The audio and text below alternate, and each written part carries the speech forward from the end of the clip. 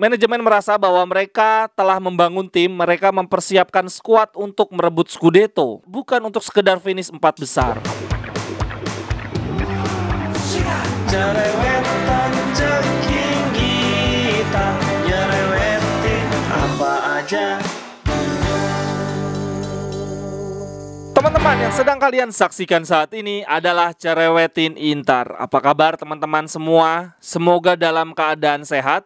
Di fase kedua musim ini, kita menghadapi masalah yang sangat amat berbeda dengan fase pertama. Sebagai contoh, di fase pertama, kita kesulitan ketika menghadapi tim-tim besar. Kita kalah dari Roma, kita kalah dari Milan, Juve, kemudian Lazio. Tetapi kita selalu menang menghadapi tim-tim kecil. Hal ini berbanding terbalik dengan yang terjadi di fase kedua. Bisa menang lawan tim-tim besar. Kita menang lawan Napoli, kita menang lawan Milan 2 kali bahkan. Kemudian kita menaklukkan Atalanta.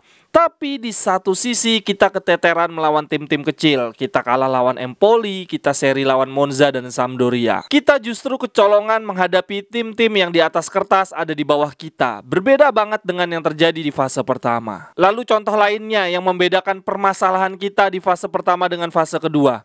Di fase pertama pertahanan kita luar biasa jelek. Kita mudah kebobolan, tapi lini depan kita moncer. Lalu yang terjadi di fase kedua ini sebaliknya. Semenjak Onana masuk, kemudian Acerbi mendapatkan menit bermain lebih, pertahanan kita solid banget. Tetapi kekacauan justru terjadi di lini depan. Kita terlalu menggantungkan produktivitas gol pada Lautaro Martinez. Contoh nyatanya di match kita terakhir versus Sampdoria, kita melesatkan 25 tembakan tapi tidak ada satu gol pun bersarang. Itu nggak masuk akal. Kalau menurut data Opta, ini adalah kejadian yang ketiga kalinya dalam kurun waktu 10 tahun terakhir Inter melesatkan minimal 25 tembakan tanpa berbuah gol. Pernah terjadi di tahun 2018 melawan Parma, kita melesatkan 28 tembakan tanpa berbuah satu gol pun. Lalu pernah terjadi juga di tahun 2022, di tahun lalu di bulan Februari melawan Sassuolo, kita melesatkan 29 shot tanpa berbuah satu gol pun. Keterlaluan. Tapi memang ada kecenderungan seperti itu sih ya teman-teman. Gua dalam sejarahnya nonton Inter, gue melihat kecenderungan ketika Inter menguasai jalannya pertandingan,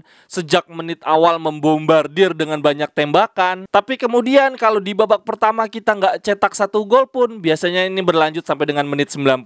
Itu jadi kayak semacam kutukan ketika kita main bagus, banyak bombardir gawang lawan, ujung-ujungnya berakhir tanpa gol. Tapi dari sini kita juga bisa melihat dari sisi teknis maupun taktik, Inter sering kesulitan melawan tim-tim kecil yang bertahan sangat rendah, sangat dalam dan rapat. Sehingga di musim ini ketika akhirnya kita frustasi, nggak bisa membongkar pertahanan lawan, kita sering melakukan shoot-shoot jarak jauh yang sama sekali nggak kencang dan nggak akurat, tidak membahayakan gawang lawan. Jadi kalau dilihat dari sisi statistik, seakan-akan keren banget, 25 tembakan, tapi sama sekali nggak ada yang berbahaya. Menurut gua di musim ini ketika menghadapi tim-tim kecil yang bertahan rendah dan rapat, kita merindukan dan membutuhkan dua tipikal pemain. Satu, pemain yang bisa dribble, yang dengan kreativitas dan kelincahannya mampu membongkar pertahanan. Dan yang kedua, kita merindukan pemain yang bisa shoot kencang dari jarak jauh. Kalau dilihat dari sisi statistik, sampai dengan Giornata 22, ini adalah daftar tim yang paling banyak melakukan dribble komplit. Inter berada di posisi terbawah.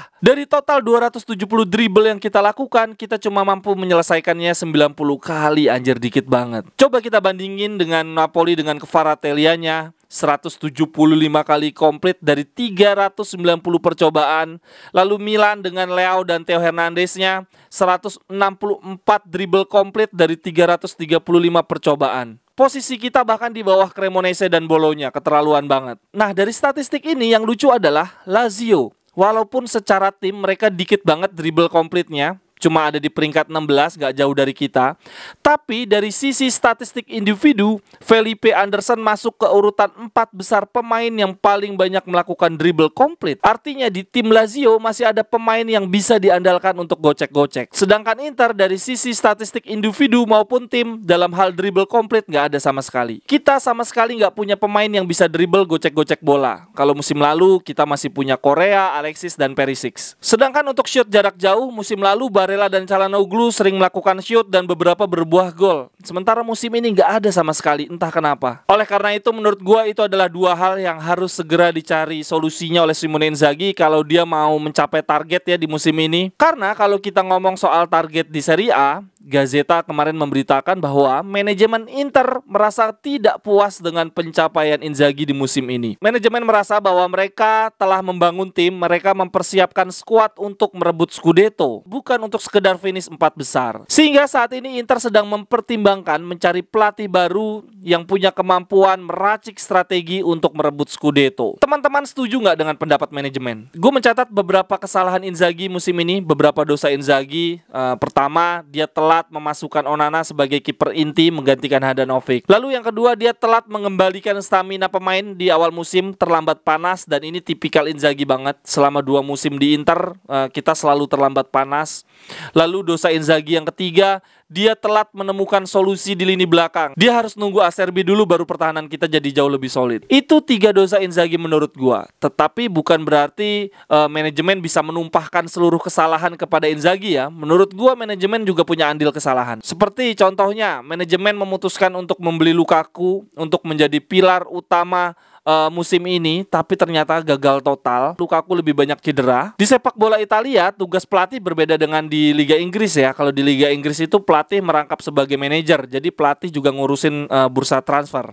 Nah, kalau di Italia berbeda, pelatih itu cuma nunjuk pemain yang dia inginkan, tapi ujung-ujungnya keputusan ada di direktur sport. Direktur sport lah yang akan menunjukkan kelayakan pemain yang diincar oleh pelatih. Dilihat dari sisi finansial, kemudian masa depannya, apakah pemain ini untuk jangka pendek atau jangka panjang. Kemudian dari sisi fisiknya apakah layak atau tidak. Kok bisa-bisanya kita maksain Lukaku dengan status pinjaman, biaya 8 juta pula, gaji tinggi pula, kemudian lolos tes kesehatan tapi sepanjang musim lebih banyak cedera. Lalu kesalahan lainnya juga ada di keputusan transfer Gosens. Menurut gue itu manajemen salah kalkulasi ya. Ternyata Gosens sulit kembali ke peak performance-nya, sehingga di musim ini kita sangat terasa kehilangan Perisic. Lalu kesalahan lainnya yang dilakukan oleh manajemen adalah kegagalan melepas Skriniar di awal musim hanya gara-gara tekanan para fans. Menurut gue itu adalah bagian kesalahan yang tidak bisa kita limpahkan ke Inzaghi. Sehingga kalau kita menyebut musim ini target Inter adalah Scudetto, menurut gue nggak layak-layak banget. Gue rasa target kita jelas, 1 juara Coppa Italia, kita harus pertahanin Coppa Italia. Lalu yang kedua, finish 4 besar di Serie A, lalu melaju ke perempat final Liga Champions, berarti harus menang lawan Porto. Kalau menurut teman-teman gimana? Apakah skuad kita musim ini sebetulnya layak untuk Scudetto, pertahanin Coppa dan Super Coppa, kemudian melaju jauh di Liga Champions? Silahkan tuliskan di kolom komentar. Sampai ketemu di cerewetan-cerewetan berikutnya. Bye-bye, thank you.